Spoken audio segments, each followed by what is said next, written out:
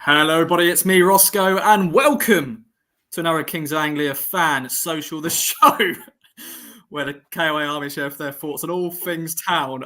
If you're listening on audio, welcome as always. But if you're listening on video, I got a bit surprised by one of our guests, James, who got some fireworks up on his screen, which I'll have to ask him how he did that and nicely on effect. And let's bring him in, actually. Why not? We're joined by James and Ben Diaz. Discuss all things town, and we're live once again on all platforms. So if you're listening on a different day, then make sure to join us live every Friday night. It's Friday night live here with KOA. But James, my friend, come in all the way from New York City. It's Friday night for us, but it's Friday afternoon in the Big Apple. How are you, my friend? Hey Ross, thanks for having me on. And yeah, doing very well. It's still light outside, unlike most of the UK, I presume. It's dark out there by now. Yeah, New York's treating me very well. It's my 1-year anniversary coming up on Sunday, and I'm celebrating by running the New York City Half Marathon. So very excited to be on. It's been a little while since I've been on the fan social. And to answer your question about the celebration fireworks, I have no idea how I did it. I did put my two thumbs up, so I'm wondering if I do that again, if it happens again. Yeah, there we go.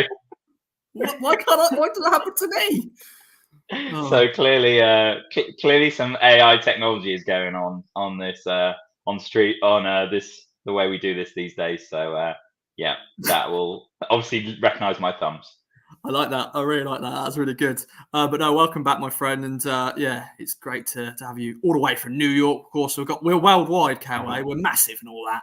And we're joined by Ben Diaz in good old Cambridgeshire. How are you, my friend? Yeah, not as glamorous as James coming all the way from the other side of the Atlantic. But no, I'm very well. Thank you, Ross. Another week. It's very exciting to do the fan social at the end of the week on a Friday night, just before obviously game day tomorrow. Very excited for the home game of it against Sheffield Wednesday, which I know we'll talk about later. But no, I've had a very nice week. Everything is in order in the Diaz household, and yeah, looking forward to spending some time with you, fine fellows. Love it, my friend. Love it. We've got a few messages here. One from David. He said, "Hi guys, and a good evening to you all," which is good. Hello to everyone in York. Is he? I think he's from York. I think he's saying he's in York. So, my friend, hope you're having a good time. We've also got Callie. Evening, lads. What legends we have. Oh, and Ross too. Thanks, Callie. But no, the boys. Cheers, Callie. Yes. Well, we're recording this podcast, as I said, on Friday, which is a new thing for us, live on all platforms. And obviously, we've had a week. You know, everyone's had their working week. Obviously, weekend to look forward to with Town in action against Sheffield Wednesday. But we want to reflect on the defeat. Obviously, Town was 6 wins in a row going to Cardiff. And, of course, the late drama that was there. Of course, we scored a late goal, and then they go and score 2 late goals to Bluebirds. And I want to get the boys just their reflection. They've had a good 5 days or so to reflect on it. James, my standard wording, my one-word feature, what is the one word you're going to use to reflect on that? David actually is watching from Dublin. He's watching from Dublin. So up the Irish KOA army, love that. And Mark Wall is also gone. Evening, guys. So good evening to you, Mark. But yeah, James, your one word, my friend. Yeah, so I was thinking about this, and I was kind of thinking about my emotions immediately after the game, and then in the reflection in the week afterwards. And I think my one word is deserved. It is a bit of a shame to have to say that, but I just felt like we had a absolutely horrendous injury time where we looked like we couldn't play football anymore, and the preceding 90 minutes was better than that, but it wasn't significantly better. We've played some very good and entertaining football this season, especially at home, but away from home we've put together a number of quite impressive professional performances. But last Saturday, I just thought we came up a bit short. We were a little fortunate to be 1-0 up, I think, going into injury time, and it was not the worst performance of the season, but it was by far from the best. Like, if you take a performance like the second half of Plymouth away the week before, and you compare it to most of the 90 minutes against Cardiff, I would say that the Plymouth was far better than what we had against Cardiff. So I felt like we almost not deserve to lose, maybe, but like we didn't really do enough to win. So deserves is my word, which is a bit disappointing. I know we can play a lot better than what we did, and that's why I feel like I'm being maybe a little bit critical of the side, but we can play a lot better than what we did last Saturday. Love to hear it. And we've got the Sweet Rice Prince joining us, Harvey Davis saying, even chaps, us. I don't know if he's got a little emoji there, but I know it's an American flag. Oh yes, it would be, yeah, because it's just the emoji. It's just not come up on the Facebooks. So, but yeah, good to see you, Harvey. I know you're now in Ipswich. You're currently having a bit of wander, maybe just in a hotel room, chilling, watching us. So, I hope you enjoy, my friend. Ben, what is your one-word review of the defeat at Cardiff? Only our 5th league defeat, boys, in the Championship, which is mental. Mark Ward's gone knackered. David's gone shattered. Underwhelming. Yeah. What's your thoughts? Knackered, shattered. It felt like it really mattered when that goal went in. I've put deflating because that is how it felt. I was very deflated. I was actually watching the game in Ipswich, even though, as we've covered, I reside in Cambridgeshire.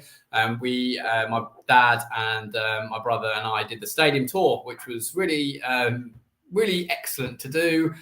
Little bit of after the Lord Mayor's show. It did pick us up because we went after the game.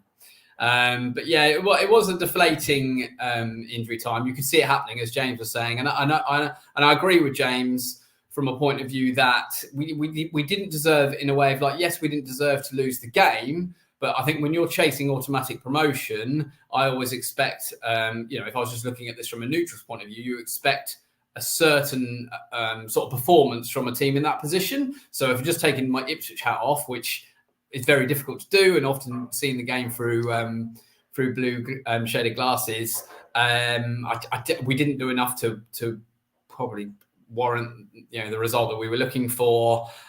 It's tricky away from home. Cardiff in good form. It was a tricky game. I'm certainly not writing us off at all for the end of the season, but it was deflating, a bitter pill to swallow, all those sort of things. But this squad has turned so many corners round, kept surprising us all the time. So I'm not ruling out us bouncing back at all on Saturday and going on another run. But yeah, it did feel a bit crap, didn't it, on Saturday about 2:30. I feel like we've had a number of performances where we've not been like really good throughout the 90 minutes. And I think that might be like where some of the criticism from like the external sources comes from about like, are we a team that's really plays like a team that is automatic promotion worthy? Like you see Leeds most weeks and they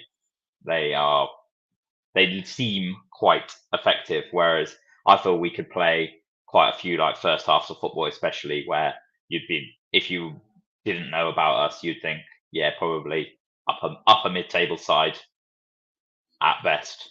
Whereas like our results and our tenacity is what really is unique about us, and that is like bringing us more maybe some of the performances deserve. And there's more than one way to skin a cat in getting 3 points of a football match, and we seem to have struck the right balance on finishing games very strongly. But that was just a thought I had in a week about like sometimes our performances don't always match the results, but that's just because we're great with substitutions, we're great with coming on late in games and never giving up, which is a very admirable attributes to have. And I'm so glad we're the team that scores late goals more times than we concede late goals. And Saturday was just, unfortunately, we were on the other end of the stick. Yeah, the late show in Cardiff. Andy's also saying, hello, chaps. Sorry I'm late. Don't worry, Andy. Good to have you. Welcome to the show. Welcome back to the show. I know you always come and get involved in the comments, which is good to see. Ben, I'm changing a bit of the conversation here, but it's linked up with what you mentioned earlier about the stadium tour. I don't want you to give too much away because the club won't be happy if we're giving too much away, but a little bit insight. What do you get to see? What can you access? Yeah, so you meet out the back of the Cobbold stand before going into the Hall of Fame restaurant, and you get given your passes, and they sort of just talk you through what you can expect. So nice introduction. I must say the staff were excellent. I thought there was a young lad called Seb who was particularly impressive, really knew his stuff, and it was all light-hearted, and they let you try and show and take as many pictures as you could. Fantastic to be able to go pitch side, as a fan who have only done that when I was mascot with Craig Forest. Back in 1994. That's the only time I've gone near the pitch or on the pitch before. So, that's fantastic to be able to see, a little bit behind the scenes, what goes on in the downtime when the fans aren't there, sitting in the dugouts. Obviously, jokes about the trophy room and how that wouldn't take very long at Carrow Road. That sort of stuff's always fun. Nice replica of the 1961-62 League Championship trophy. Interestingly, one sneak preview that I will give away. In fact, I'm sure the club don't mind. Obviously, they probably won't even listen to this. Sorry, Ross. But they have to pay for the replica. And they said it was actually a lot more than probably what you'd expect. Bloody EFL, hey? But I'm sure it's well worth having, and lots of photos you can have with it. But it was just really nice to walk around the ground. As I said, a slice of history with our fantastic club. And as I said, it's just another reminder what a fantastic club we all support. And I would say it's well worth doing for any big Ipswich Town fan. It was about an hour and a half. Getting on for 2 hours. Just really, really good way to spend the afternoon, Ross. Yeah, definitely after the defeat. And it's great to have that back, isn't it, James? Once again, I think this club, we've got that community feel back now where fans could have got that access to go into the stadium and just, obviously, even last, was it maybe 2 years ago now, where they've also redid the whole stadium, which of course looks fantastic now. And obviously there's still work to be done. But you just feel like you got the stadium back. Yeah, to your point, Ben, on the league trophy, I know that you said it was expensive, but imagine if we'd won one top league in our whole club history, and then they didn't even have a trophy. That would be somewhat disappointing. So I'm sure it's pretty priceless, even though it's probably expensive. But yeah, everything that's being done with like the community trust coming back, like connecting with the community, some of like the coffee mornings they have for like the older people or people with dementia, like that's all great stuff. I think there's an awards dinner going on tonight. I don't think they stopped that, but yeah, it's just connecting with the club. Loads of ex-players come into every home game. Like the club seems to be inviting special guests, which is great to see. And like just fostering that community with like the past players, with the current fans and community. Like it's all great to see. Yeah, I love it. Love to see it. And I'd love to see the amount of viewers we've got right now. As this stands, and hopefully it doesn't jinx it, but we've got 141 people watching. So welcome to the show live. 142. There we go. Get involved in the comments. Share your thoughts. Let us know what you're up to. Obviously, you're listening to us and watching us, but where you are right now, whereabouts in the world you're listening to, what you're drinking. It's because me and Ben are on. And Ben are on. That's the big draw to this podcast. I'll say so. Big draws. Love that. But yeah, Andy's gone. Cardiff game review. Disaster. Because it technically was a disaster because we were 1-0 up and cruising, and then we lost 2-1. But we move on from that game. Callie is right here. Everyone hit the like button. So hit the like button. So that gets us more, more, I don't know what's the word, more visible. Just Exposure. That could be the one. That could be the good word. Exposure. Talking of exposure, manscaped.com. If you use the code KOA at checkout for 20% off all of your grooming needs. Oh, yeah, there we go. Oh, James. That's right, isn't it? Yeah, it is right. So, yeah. I don't think we should be promoting exposure just because you've had your bits chopped. Well, not chopped, but like groomed. Yes. That's not the angle we're going for here. Just look after yourself, guys and girls. No exposure below the waist, okay? Callie's right here, though. It's algorithm is the YouTube word. Algorithm. That is the one we want. So there we go. What we've got here? Let's see. Andy's on the vodka and orange Fanta. So sounds like he's in Cyprus. Sort of drink you drink when you're on holiday, isn't it? Yeah. Maybe he is. Maybe he is. Andy, if you're on holiday, let us know. Love that. Mark Gall here. Got to say, I was treated so well by Jesse as a guest of Ipswich Town after my M&D diagnosis. Mark, all the best to you, my friends. Thanks for listening. Thanks for joining us, and all the best, my friend. And yeah, great to hear the club supported you with that, which is good. So yeah, boys, big question now. And it is getting to that point now where cup finals, 9 cup finals to go and stuff like that. And Town, flirting with the top 2 still up there. A point away from Leeds, 4 points away from Leicester. But the big question is, will Town finish in the top 2? It's getting to that point now where you've got to ask those questions. On the main podcast, Heafy went, is it too early? We'll get onto that shortly. But James, are Town going to finish in the top 2? Yeah, that's the question we're all hoping for. And my answer is categorically yes, we can finish in the top 2. That doesn't mean we will, but I certainly believe we can finish in the top 2. Last season in League One, and I know it's a different league, but it has definitely shown us what can be possible in the last 10 games of the season. I think we had slightly more than 10 games left of the season at this point last season. Again, going back, had the fairly big life milestone of moving across the Atlantic at exactly this point last year. And don't talk about it much, do you? Christ. No, never talk about it. But I never thought we were going to go up as top 2 at this point last year. So being in the position we're in now, I feel like we are definitely capable of doing it. Pressure does funny things to different teams. Just because Leeds have won 9 of the last 10 or whatever ridiculous run they've been on, doesn't mean they won't lose the next 3. A bit like Southampton went on that unbelievable run and then lost 3 in a row, and Leicester have lost 3 in a row. So I don't think it's all sewn up yet. It's still going to be tough. I still think the teams above us currently will win far more games than they drop points in. But I think we can do it. I think we've got the team spirit. We've got the tenacity, as I mentioned earlier. We've got the willpower and the belief. We play good enough football at a lot of times. And yeah, I'm surprisingly positive about our chances for once. I like to hear it. David from Dublin, he said, no, we'll finish 3rd. Ben, Diaf, get involved. Where are you thinking? 9 games to go. Can Town do it? Well, James is right. We definitely can do it. I think our home form is absolutely vital. I think that's where we'll win or lose it. If we win all our home games and we're so strong at home, then I think we've got a bloody good chance because, like James said as well, Leeds are not going to win every single game. I mean, that would be, and if they do, absolutely extraordinary and they deserve to go up. Like, you just have to put your hand up and say that you have been beaten by the better side.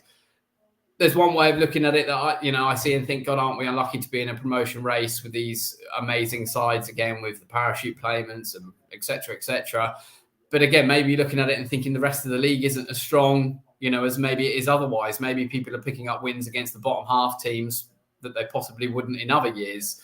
It's difficult to say. A bit like League One last year, you had 3 excellent teams that were way better than everybody else. This year, there looks like 4. But isn't it absolutely remarkable? But we're one of those 4. Who cares about the budgets? Who cares about the players and the run-ins, everything else? If we look after ourselves, we've got a hell of a chance of doing this. That's what I made myself feel better about Saturday when I was walking around that fantastic stadium, was we are having the most remarkable time as Ipswich Town fans for decades. And I think anybody who feels, a little bit sad about a defeat or is questioning things about us in terms of league position and whether we can get automatic promotion, just enjoy the ride. If we finish in the playoffs, then so what? Let's go and take those on with absolutely everything that we've done. The main concern about finishing in the top 2 is the goals that we concede. A bit like the Cardiff game and other games, Rotherham at home, Bristol City at home, we seem to just switch off in the wrong moments, but Jesus, we're so entertaining to watch. You can't have it always, and this is the way we play. So when pundits are saying that, they can see too many goals for a team to get automatic promotion, the one particular pundit said that, well, you were wrong. It doesn't matter. We play different football. We're playing differently to everybody else in the division, and we've got the best value season ticket in the land, and I cannot wait till tomorrow. Yeah, golden ticket right now. Over 150 people listen, 165 to be exact. So great to have you in. Of course, good old Bono's in with us, which is good to see. It's Ben and James. What a duo. And what a duo indeed to bring you the first Friday Night Live show, which is good. Can I have a quick point just quickly on the top two again? On the main pod, if you haven't listened, go listen on the main pod. But there was a quick discussion about is it too early for Town to go up as top two? And I am of the firm belief that if you ever get a chance for promotion, you grab it with both hands and you run as fast as you can. There's none of this nonsense about going up before your time. We had so many years languishing in the Championship where we were struggling for even a playoff finish. So I don't think we know how lucky we have it this season to be mixing with the teams that we're mixing with right now. So if we have a chance to go up, it would be one of the most glorious days in the last 20 years. So I can't see how anybody would turn down a promotion because it would give us so many more memories that we'd remember for so long. Like we go on about 2000 enough. So if we could experience that again, then that would be just incredible. Yeah, that's getting to a point now where, it's great. It was a great time, Wembley, all that, the journey we had to go through. But like, here you go, another anniversary of that great day. But it's like, we want some new memories. And obviously last year was fantastic. Get promoted from League One. Finally, this year, obviously, he's had loads of different memories, different memorable games. But if we can do it, boys, that'd be amazing. Have you got a day set, do you reckon, that Town could do it? Or will it go to the final day, Ben? What do you reckon? Yeah, I think it will. It's so tight because you've got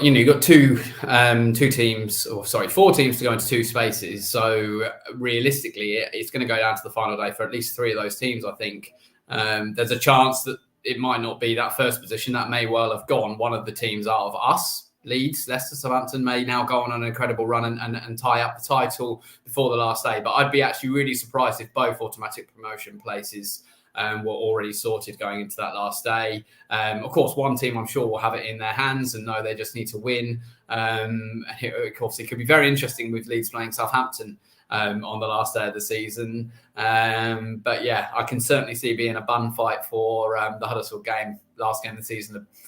Hopefully a bit like Exeter, our last home game before Fleetwood. Hopefully a bit like that game. And look, who knows? It's just amazing for so many years of having absolutely bloody nothing to look forward to that you can look at your calendar and think, God, I can't go. I can't see the misses that day. Like, I've got to go and see Ipswich. I've got to get an away ticket to Hull. I've got to go to Hull on a Saturday. I can't miss that. I've got to go to Coventry. All those sort of things are coming up now. You don't want to miss a breath. You don't want to miss a moment of this Ipswich Town side. I've been asked to do stuff in May, and I've categorically said no to all of the plans of May. So my whole May is blocked off in case I need to make a spontaneous trip back.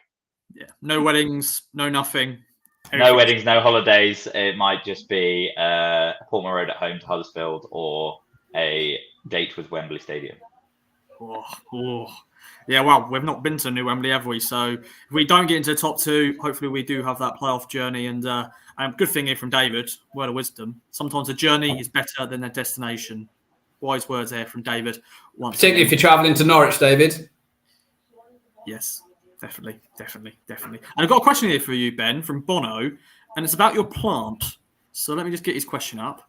Can you confirm? To your left? Is it on your left? Yeah, it's to my left. It's a green one. I don't even know where it's from. My wife got it. I like it though. Yeah, just adds to it. It's very nice. It feels artificial, but it definitely isn't. It does need a little water now and again. But it's just nice. Just changes things up in the house. Trying to keep it away from my 11-month son who keeps trying to climb it all the time and bashing his head into the pot. But we can tell who being a parent. We can tell who the interior designer is in your household then. Well, yeah, your wife. Yeah. She got the shutters sorted and she got the shirts in as well. I like the shutters. I like the shutters. I like them. I love that. Is this Grand Designs or a KOA podcast? We're segued briefly. So we cover all bases here. So hopefully that was nice. Obviously, a Friday, isn't it? External, or what's it called? Design thing? There's a show on a Friday. No? You're talking to the wrong crowd, Ross. All I do is watch football. Yeah, true that. So we'll move on. We'll swiftly move on, ladies and gentlemen. And we've got a nice little breather here, as always. It's time for the strike, as the boys go head-to-head. 5 questions plus a tiebreak. Get involved in the comments. 185 of you are joining us right now.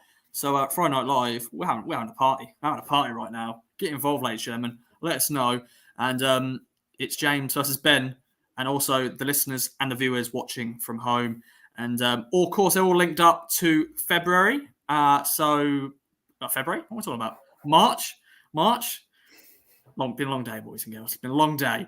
But yes, 5 questions on birthdays, bits and bobs. And the first question is an interesting one, ladies and gentlemen. Very interesting one. Byron Lawrence. Remember Byron Lawrence? Who was, I think, at one time, was the second youngest ever player for Town when he made his debut. I think that's been beaten by a few other players since then. But he played 1 game for Town, and he made a debut in that game against Doncaster. 3-2 win. Ryan Stevenson scored an absolute screamer, if you remember. If you remember Ryan Stevenson, then fair play to you. But who did he replace in that game to make his debut? Was it J. Emmanuel Thomas, Ryan Stevenson, or Lee Martin? So Byron Lawrence has his birthday this week. I think he turns... How old do you reckon he is, boys? How old do you reckon he is? So his birthday on Tuesday. He's from Cambridge. So Cambridge boy, Ben? I don't know him.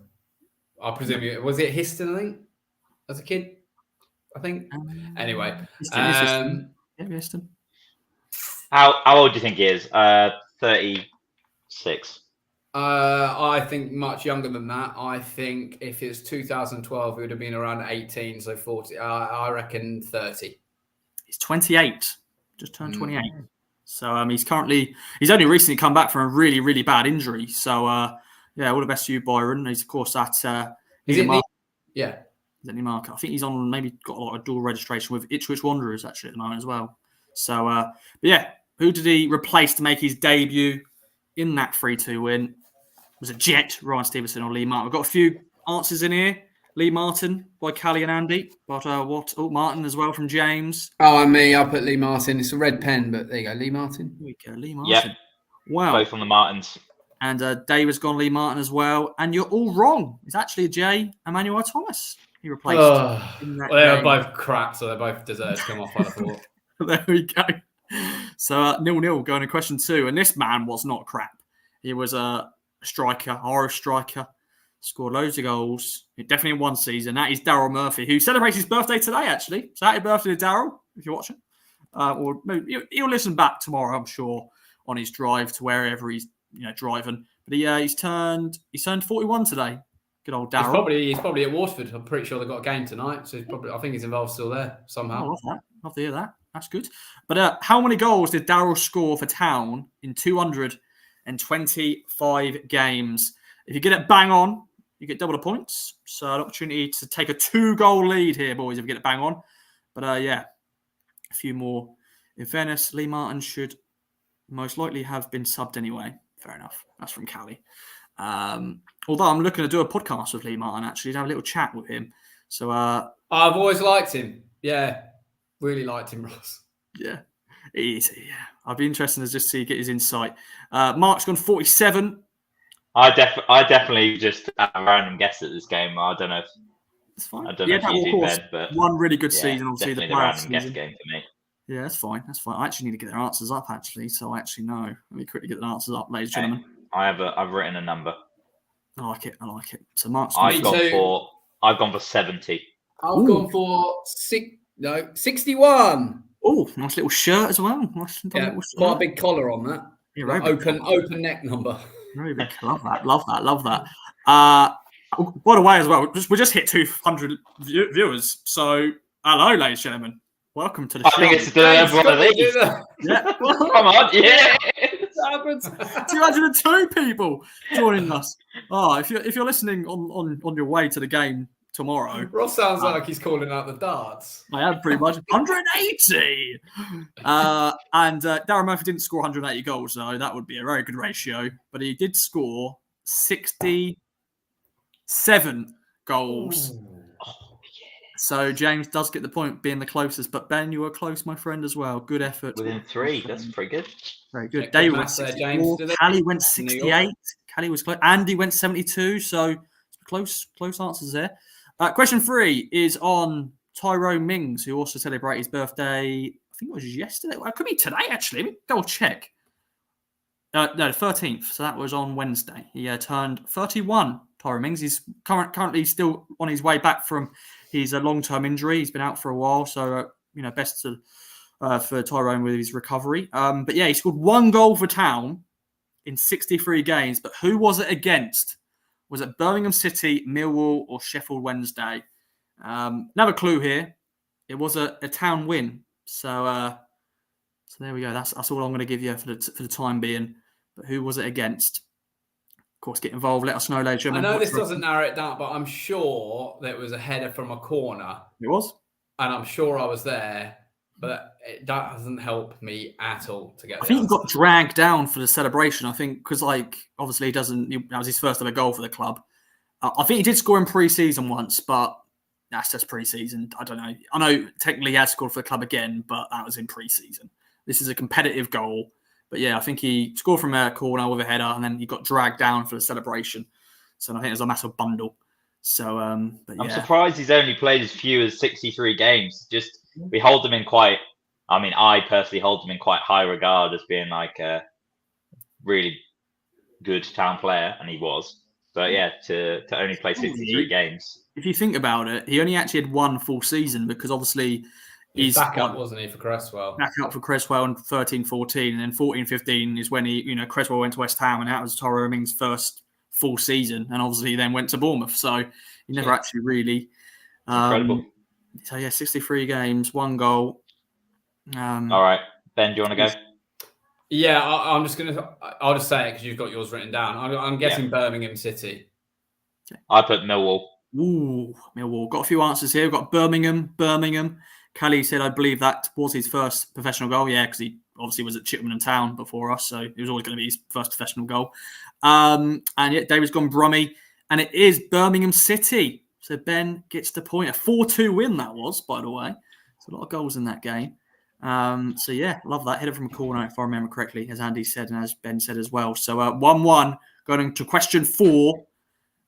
210 people joining us. Love that.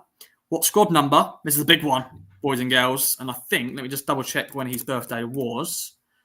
It was yesterday. He turned 50, the big 5-0. A memorable Town player indeed, Mark Fish. What squad number did he wear in his 1 appearance for Town? Was it 12, 18, or 24? I don't think he played like 45 minutes, didn't he, or something like that. Yeah, away to Charlton, I think, 45 minutes. QPR was it? Sorry, infamous. He came from Charlton. Did yeah. God, I wasn't there. My dad was there, so it was dreadful. I mean, sure, it's got happy 50th, Mark. Yeah. Yes.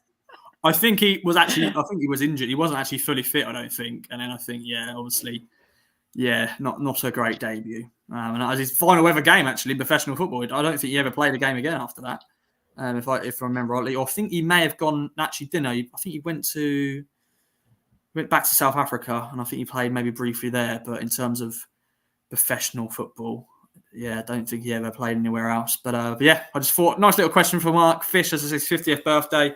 His 1 appearance. What was his squad number? Let me just quickly double check. Mark's gone 36. That's not an option, Mark. Imagine if it was 36 though. He didn't give us an option.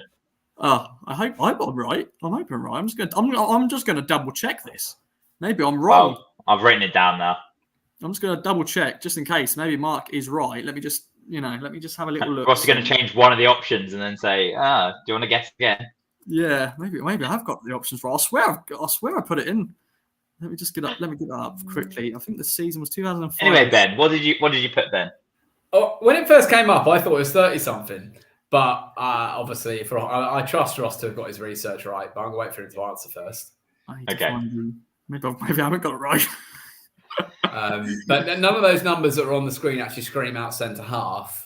And around that time, I mean, I don't remember if he was in the side or not, but Darren Bent, I'm sure, wore 18 and Naylor had 12 for a long time. So I've written down 24 as just in terms of ticking them off.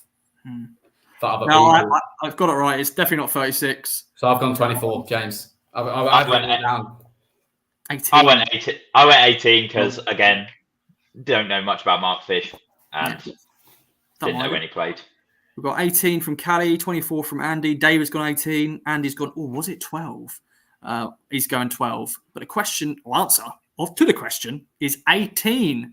Whoa. James gets the point. 223 joining us. Love that. Just good. Every time I look up, I was like, yeah, going to say 224. So it's 2-1 going into the final question. And it's on another Irishman. This time it's Colin Healy. Remember the man who dinked the ball over to Thomas Priskin for that goal. Honestly, I think that's the first time me and Ben actually met. What a night that was. What a night it was. Historic. And then I had to convince my parents to let me go to that game because it was a day before one of my A-level exams. A-level exams? A mock exam, surely, no? No, because it was January, wasn't it? So I had proper exams in January as well. So it was definitely a real exam, and some of my friends weren't allowed to go because their parents were not as forgiving, and we tease them to this day. Exams in January. Did you go to private school? Is that how you're a high flyer? No, I did not. My schooling was not paid for. Scholarship. I went to a state school. Thank you very much. There you go. It's absolutely fine if you go to a private school, though. There's no problem with it. No, not at all. I don't know if Colin Healy went to a private school. I don't know. I doubt he did, because he's a footballer. I don't know. Anyway, I don't know where I'm going with this. But Colin Healy obviously joined town from which Irish side? Was it Cork City, Dundalk, or Shelbourne? Am I saying that right, Ben? Dundalk? Well, it depends. Dundalk. But I think it's Dundalk. We say Dundalk in England. We don't have an Irish accent, so. No, true. They may say it differently. But he joined town. I think he was in England and then he went back to Ireland and then we signed him. I think it was, of course, Roy Keane signed him. So he was at Celtic, then went to Sunderland, then went to Livingston, then Barnsley, then went back to this club, and then he went back to which? Oh, thought you were going to give it away. I nearly did actually. I was like, I really said it. I stopped myself. So, but yeah. Really, what do you reckon? And then use those Irish connections. I've gone for Cork. Unfortunately for you, Ben, I've also gone for Cork. So whether we're right or wrong, it is Cork City. Everyone else, an extra point for the accent, Ross. You get a 0.5. You get like a half point. You get half. My wife, who is Irish, has just burst into the room with a look of absolute disdain. What are you doing? Yeah. Just say to her you have just lost a quiz, so maybe that will. I didn't get a bonus point. No, not yet. It depends if I gamble or not. Or do you not have that? No, we do have one. I think this is a really interesting one as well. This is interesting. I think we may have done this question before, but it was ages ago, and I don't think you'll remember. But we have a tiebreaker. Are we gonna gamble, James? You have one. I am gonna gamble. I'm gonna put my victory on the line. Ooh. For a gamble. Ooh. Of course, gamble responsibly and all that. Of course. All right, tiebreaker time, and ladies and gentlemen, let's see what the question is. And it's on Clive Baker, the goalie for the 90s. Clive Baker, the only keeper we've had who could get lobbed when he was on his line. Yeah. I think Dean Saunders did that at Villa Park in the early 90s. It's so embarrassing looking back. Check it. YouTube it, kids. YouTube it, yeah. Obviously, of course, Clive was a former Norwich player as well. I think he never one who crossed the divide. But how many clean sheets did Clive Baker keep in 48 Premier League games for Town? I think he played 60-odd games in total, but in terms of Premier League appearances, 48, because that's the best way I can find stats for clean sheets. I couldn't be asked to go through the other league cup games and stuff. But 48 games, of course, Ben has to get it bang on, James, to take the victory. How many clean sheets? What do you reckon? Because I gambled, that means that we draw if he gets it right. If he gets a bang on, because what's the scores on the doors going into 3-2? 3-2. So yeah, if he gets bang on, he gets 2 points, so he wins overall. All right. So yeah. Do your worst, Ben. Okay. The only one I can really remember, I think he was there. It was Norwich away, 2-0. Neil Thompson sealed the deal. If we call me header, I was there that night, my first derby. Love, absolutely, just great memories. So that's one. So it's definitely one. Don't remember much else. Going to say 11, Ross. 11. Ooh. What do you I've reckon, gone for James? the balmy number of 12. Ooh, 12. Ooh. Wow. In total, he actually conceded 71 goals in 48 Premier League games. Is that a lot? That's probably Yes. That sounds quite a lot. Yeah. Not. Obviously, he wasn't in goal for the Man United game. Obviously, What's that, like great. 1.8 a game or something like that? 1.7 a game, around that sort of figure? Yeah. Not great. Mark's gone 15, Andy's gone 10, Caddy's gone 14. 235 people watching. Love that, ladies and gentlemen. Love that. The correct answer, and you guys are so close. So close. David's gone 24. Good morning from Sydney. Ben Southgate. Just thought I'd bring him up straight away. Got to. Well wide, obviously. New York, Sydney, Dublin, Newmarket. Shout out to you, Andy. But yeah, the answer to this question is 13. Oh, well played, James. James is the closest, and he has won Thank you, Ben. overall. Good battle. Good battle. I enjoyed that battle. That was good. I enjoyed that. I enjoyed that episode of Strike. Very good indeed. It's good questions, different players. Some Good questions, he says himself, asking them. I put them together. Byron Lawrence, Dora Mings. No middle name question, so that was much appreciated. So yes, I like to mix it up. So there we go, ladies and gentlemen. Another strike in the bag. Well done, James, for winning. And it's time now, as we've got to the 41-minute and 45-second mark. Let's look ahead to Sheffield Wednesday, boys. Last game before the international break, and a very different team to when we played them back in September. A very different team from when they were in December, because they've gone on. I think they've won 5 games in the last 7 games. So a different team. They've got a younger manager than us, Danny Rule. He's only 34, which is madness. But yeah, opening thoughts, James. How are you feeling for this one? Obviously, we battled in League One. They were running away with it, weren't they, in League One? And then they went, mate, that is a disaster. And obviously, us and Plymouth pipped them to the top 2. But yeah, opening thoughts for this one.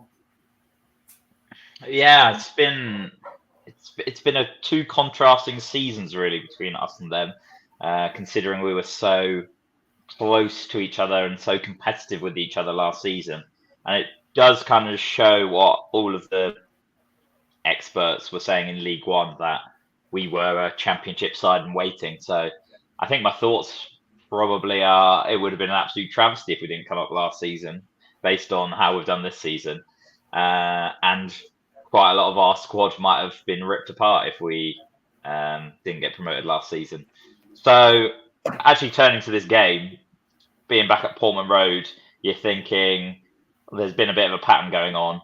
Goals at both ends at Portman Road, whereas away they've tried to keep it shut up shop a little bit more.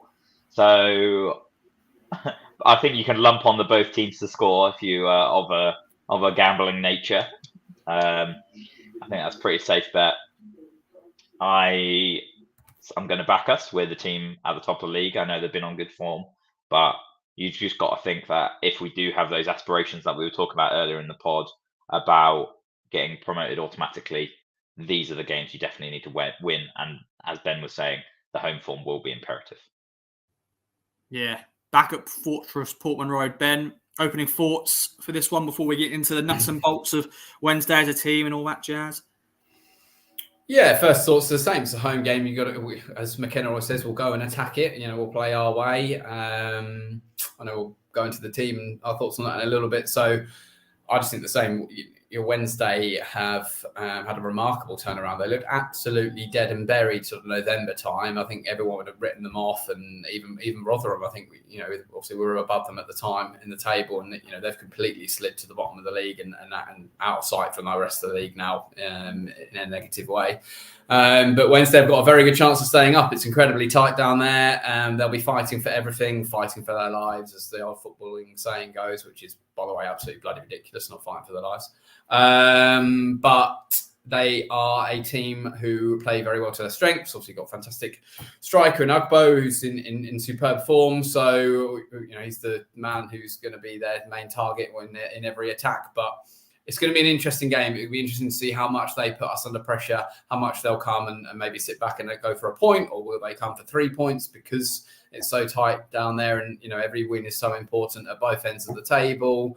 Obviously, I would prefer that they come and attack us because it'll be a much more enjoyable game, and I think from an Ipswich Town point of view, it'll be an easier game to handle and see us on top a little bit easier. But it's more likely it'll be a game like the Bristol City game, maybe tactical. Danny Rawls a very good coach and doing that fantastic job.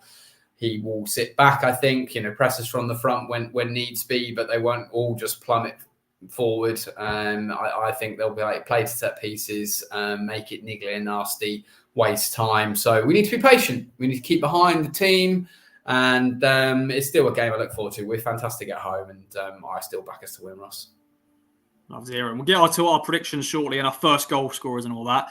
David's gone. The last 5 wins have been against bottom 7 teams, Ross, which is true. But you've got to still win those games. Sometimes they're the tougher ones to win. Definitely when you're fighting against a relegation, a rival, you've got to win those. Andy's gone with his prediction early. We'll get onto that shortly. David's also gone. It's going to be a tougher game than some people think. And I'll get onto his prediction shortly. But yeah, James. I've got a question, actually, if you don't mind me posing it. Do you think we could ever do an away style performance, like a Plymouth-esque performance at home? Because we haven't really seen that at all this season. Maybe Leicester at home was a little bit more like that. I know we didn't win that, but there's just been so many goals at Portman Road. And I was trying to watch us in some of our away games, and we still push up our fullbacks. Like, it doesn't seem like we're being that much more defensively minded and sitting in. So maybe it's just down to the opposition. But I just wondered if Ross or Ben, like, you thought we would be able to deliver like a professional.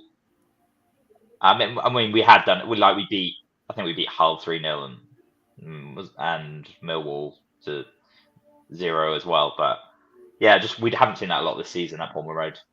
Yeah, we conceded that sloppy goal, didn't we, at the end against Millwall? It was 3-1.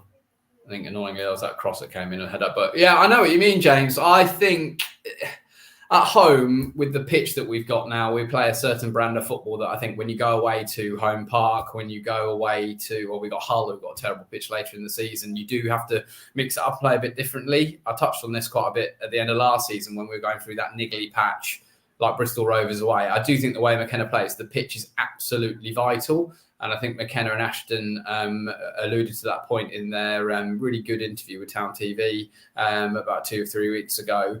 And I don't think it's any coincidence that run of form that we had to get promoted from League One. We just wiped the floor with teams at home because we had that slick surface. The weather's better. The sun gets on the pitch. It's easier to look after.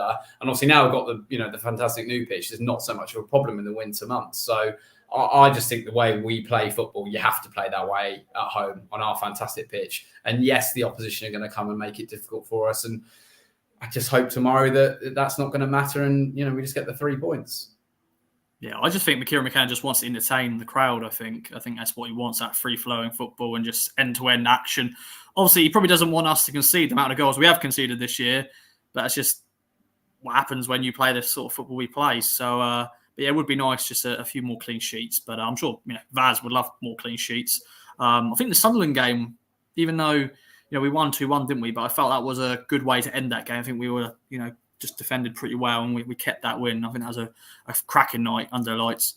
But yeah, that was like one of our only wins in our you could say the sticky patch in over Christmas and stuff. And I thought we did a good job that day.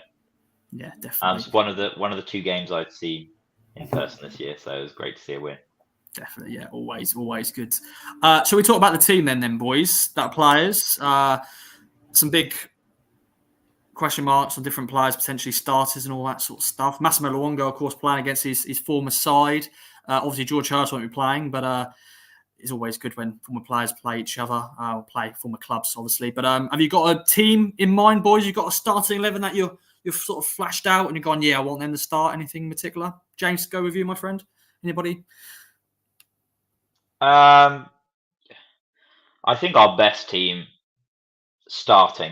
starting side is still Broadhead, Chaplin, Burns as the 3 in behind Kiefer Moore. I think that Amari Hutchinson has done fantastic off the bench. I think Sarmiento also does fantastic off the bench. But if you're picking the players to start at home, I think you want the three Welsh lads and Chaplin in the attacking positions. I don't know if Ben agrees with that, to focus on the attack for now, and then we can talk about the defence after. Yeah, I agree. I was just going to say that I think if Broadhead's fit, he starts the game basically, particularly at home. Nathan Broadhead loves Portman Road, and Burns, before getting that calf strain, calf or groin, couldn't remember. Anyway, it was a strain, muscle strain. Was on fire, wasn't he? Really looking like the Wes Burns that we love to see. That's exciting us running down that right wing. So hopefully he'll tear Johnson apart tomorrow, getting behind them, whether he plays as left back or left wing back. He won't be able to cope with Wes. You know, he's a good player, Johnson. He's a solid League One player. He's doing obviously quite well at the Championship level, but he won't be. Weren't we? Yes, we got linked with him. Yeah, we got linked with him, and I can understand why with his attacking capabilities for a season or 18 months. But he won't be able to keep up with Wes, and it won't be to the blessing Peltier who in the Rotherham game was 37 years old, and I felt sorry for him that night. Well, not really, but yeah, I think that's where the game could be won in the first half. You know, when we try and get out the traps quickly, if Wes can get in behind there. We do so well at that, and Broadhead on the other side, his trickery against Palmer.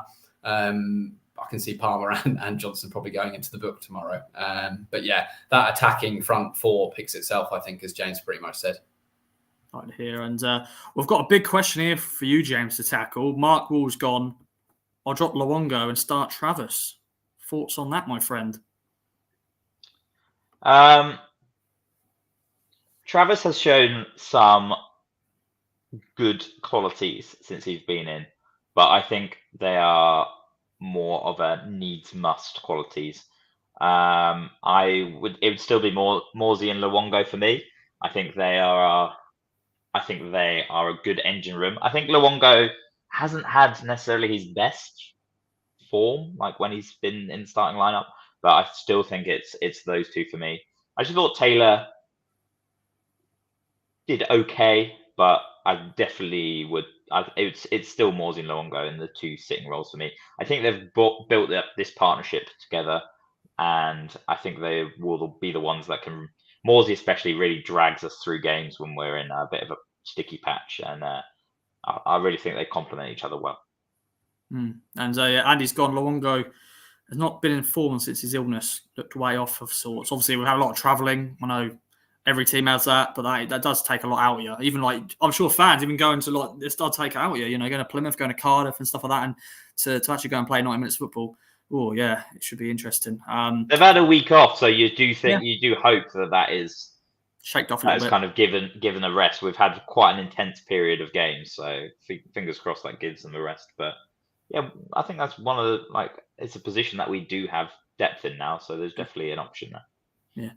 Should we talk about defence? Obviously, that's a big talking point, especially the last few games conceding goals.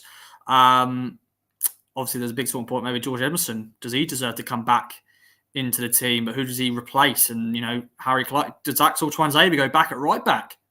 What do you reckon, boys? We've got a few starting 11s. Asked a few people for different starting 11s. We've got David here. This is his starting 11 for the game. He's put Travis in. He's starting Clark, Wolford and Burgess. Chaplin, Burns, Moore, Broadhead. Ben, what do you reckon, my friend? What are you going with in terms of the back four? A bit like Luongo, really, and you know, McKenna's got his most trusted players. I think Mass will definitely get another chance tomorrow. Everybody's right what they're saying. He hasn't looked quite on the form that we expect, and we don't see the data down the training pitch. They've had a whole full week of training, unless something has gone on, and whether he's just not quite at it. You know, McKenna's got a fantastic brain, a football brain. He'll be able to see with the sports science guys as well the best if Mass is ready to start. If he is, then he's ready, and look forward to a good performance from him. Wolfie and Burgess, again, that's his chosen partnership. I said exactly like Morsey and Luongo in the middle of the field. I'd be very surprised if that was broken up. I know we can see these goals, but we are very much the way we defend. We defend as a team. It's not just labelled at our centre halves or our fullbacks, particularly not our fullbacks. We play them almost as wingers, particularly Leaf.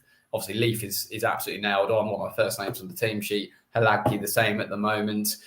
Clark and Twanzebe. Twanzebe's very unlucky not to have stayed in the side. I know he had that run of games and maybe needed a rest. And I think again in a home game, I think it's just more likely that Clark is going to play in terms of with his attacking capabilities. I don't think Wednesday have got anybody in particular, sort of like a big beast they're going to put on the left wing, and that Clark needs to be physical. Who might out-muscle him, whereas Axel would obviously come into play in that respect. I think just he's the bigger player. So I think it will be the back four we expect with Ladke in goal. I don't think he's going to change it unless, to say, something's gone on in the training ground we don't know about.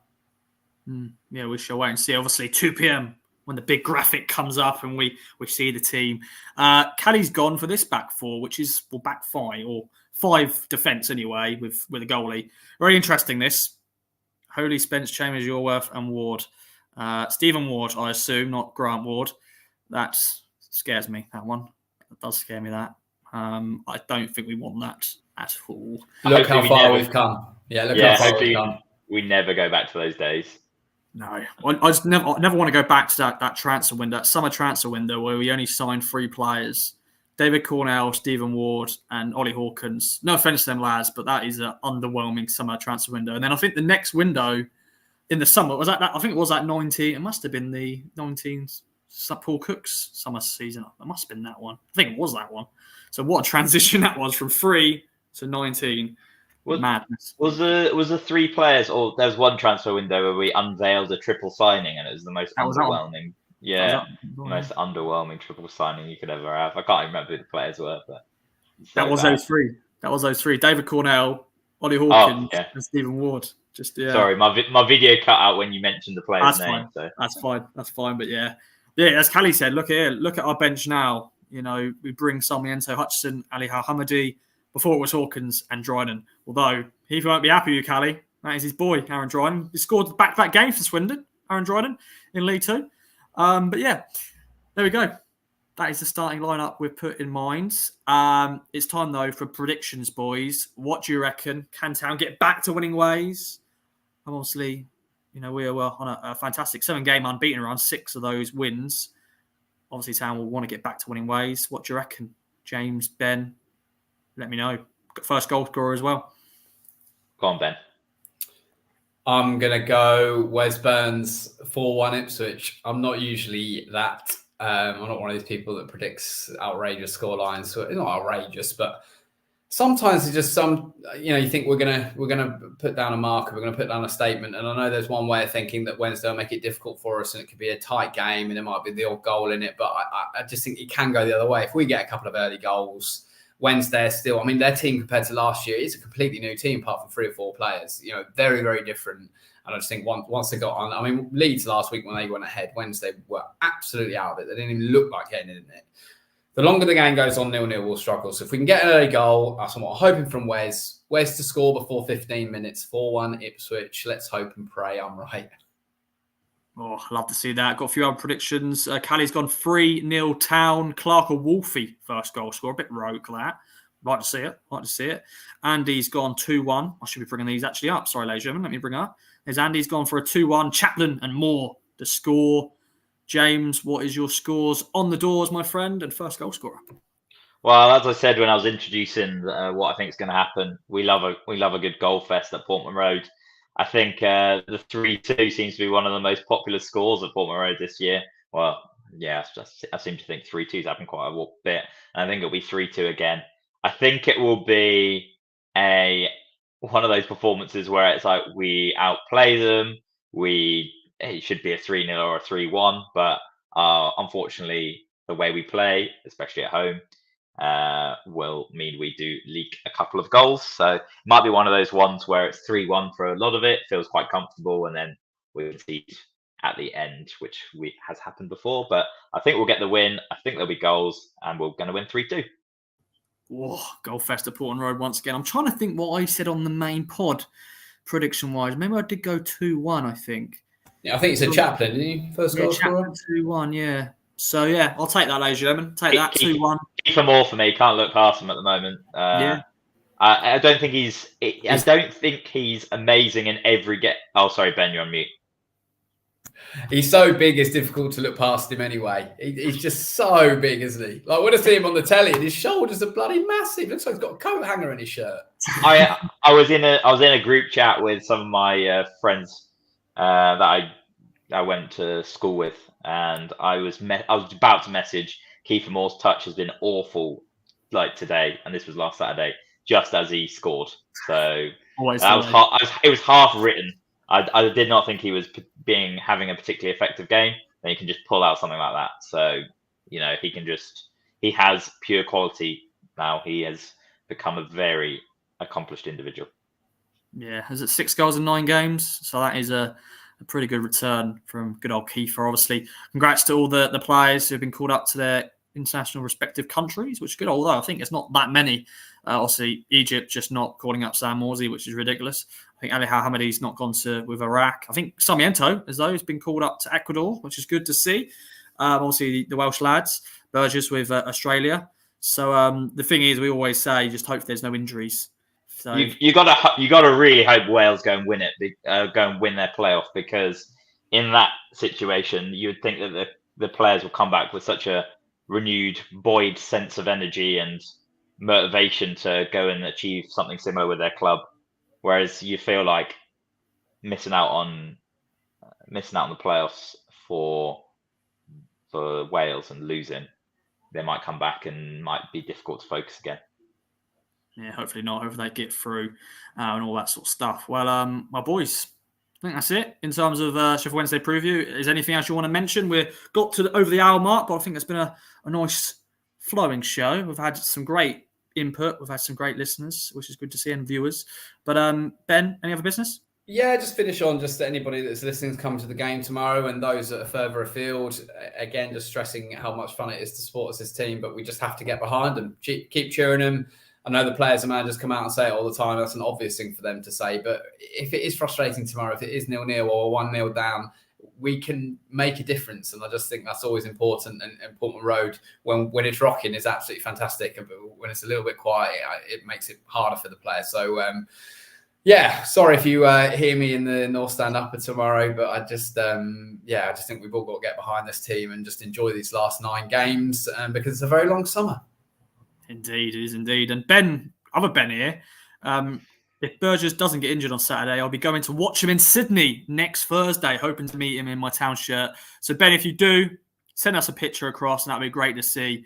I know we've got a lot of Australian listeners, and obviously a lot of Australian town fans. So big shout out to all of you in Oz. Andy said, I'll be there. Since he got older for 36 years. Good up, Andy. Big up to you, my friend. But James, all the way from New York City, my friend. Any other business? Yeah, just the last one on how connected I feel with the club still, which is really good from like the club's point of view and just in general keeping a fan base engaged. It's obviously so much easier when you're doing exceptionally well, and people even outside, people that have never heard of Ipswich Town, like come and talk to me and be like, oh, Ipswich doing well in the one below the Premier League. But I think it's testament to all the good content that gets put out, whether it's Town TV, whether it's the KOA, like so much great stuff going around. And that makes me feel really connected. I can watch basically all the games live being abroad. And feel really glad to be part of this club and the journey that it's on right now. Top man. Funny enough, we're going to have back-to-back New York town fans, because I've also got your good friend Nick joining me next week on the Fan Social. Lovely. I was hoping to get you guys together as a New York duo again, but unfortunately not. He's unavailable. But Ben from good old Cambridgeshire has joined us. So that's good to see. But yeah, next week I'll be joined by Nick and someone else. So I'll let you know. But it's been great to bring you the first ever Kings of Anglia Fan Social on a Friday night. It's been a nice way to spend our Friday night. But yeah, James, Ben, thanks for joining me. If you're going to the game, enjoy it. If not, follow the coverage as always with us online, in the paper and all that sort of stuff. And we'll be back for another Fan Social next week. Obviously, it's international break. So we'll be bringing you some maybe different features and all that jazz. And yeah, of course, big shout out to our sponsors, Manscaped. Use the code KOA to get 20% off. Lee said 50% there. No, just 20%. That's enough though. At checkout, free delivery, manscaped.com. Check it out. Also follow us on all our socials, Kings of Anglia. Check James and Ben on socials as well. And Callie, thanks very much. Great show, everyone's saying. Love to see that. And we're going to end the stream. Yeah? Morsey and McKenna's men. We're going up again. Oh, yeah, that sounds better. I said when I heard that in Cardiff, it didn't work well, but now it's grown on me. These charts grow. It's happening. It's happening. It's going to be ringing around Portman Road tomorrow as well. Oh, bring it on! Bring it on! Bring it on! Come on, well, let's have it. Let's do it. Well, thanks everyone for listening and watching. Bye bye for now. Let's do this.